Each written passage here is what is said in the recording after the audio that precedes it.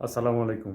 যারা সৌদি আরব প্রবাসী আছেন, সৌদি আরবের প্রতিটা শহরে এখন কিডন্যাপ বেড়ে গেছে। কিডন্যাপের সাথে জড়িত হচ্ছে আমাদের বাঙালিরা এবং পাকিস্তানি অন্যান্য দেশের কিছু লোক। আপনি যদি কোথাও যাতায়াত করতে মন চায়, সেক্ষেত্রে আপনি ট্যাক্সি ব্যবহার করবেন। ট্যাক্সিতে উঠবেন। ট্যাক্সি ছাড়া অন্য কোনো গাড়িতে উঠবেন না। হোক বাঙালি, হোক পাকিস্তানি, যে কোনো দেশের। ট্যাক্সি ছাড়া অন্য কোনো গাড়িতে উঠবেন না। সৌদি আরবের ছোট থেকে বড় শহর এমন কোনো শহর নাই যে এখন কিডন্যাপ হচ্ছে না। আপনাকে কিডন্যাপ করবে, করে আপনার বাড়িতে ফোন দিয়া মুক্তিপণ দাবি করবে লাখ লাখ টাকা। এই কাজে জড়িয়ে পড়ছে বেশি আমাদের বাঙালিরা, কারণ অসংখ্য বাঙালি এখন সৌদি আরব আসছে, এখানে কাজ পাইতেছে না।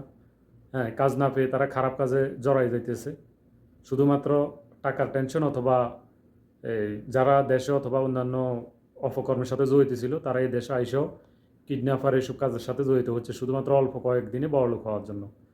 সবাই সাবধানে থাকবেন এবং আমার ভিডিওটা শেয়ার করে দিবেন যাতে সবাই জানতে পারে। খুবই সাবধান। সেক্ষেত্রে আরও একটা কাজ আছে, আপনি অপরিচিত লোকের মাধ্যমে কোথাও, মানে আপনার রুম দরকার অথবা রুম প্রয়োজন, থাকার প্রয়োজন, সিট প্রয়োজন, অপ্রয়োজনীয় লোকের কাছে কখনো সিটের জন্য যাবেন না একলা। একলা কোথাও যাবেন না যে সে আপনাকে সিট দেখাবে, রুম দেখাবে, এ কথা বলে আপনাকে নিবে, লোকেশন দিবে। সেখানে কোনোভাবে আপনি একলা যাবেন না। যদি আপনার সিট দেখার প্রয়োজন হয় অথবা রুম লাগে, সিট লাগে, আপনার পরিচিত আত্মীয় স্বজন থাকলে তাদের সাথে যোগাযোগ করবেন। আর যদি সেক্ষেত্রে অসম্ভব হয় তাহলে আপনি সিট দেখার সময় সাথে 2-4 জন মানুষ নিয়ে যাবেন। একলা কোথাও যাবেন না যে আপনাকে সিট দিবে, রুম দেখাবে, এ কথা বলেও আপনাকে নিতে পারে, নিয়ে আপনাকে কিডন্যাপ করতে পারে। খুবই সাবধান। সবাই ভিডিওটা শেয়ার করে দেবেন যেন প্রবাসীরা সাবধান হতে পারে। ধন্যবাদ।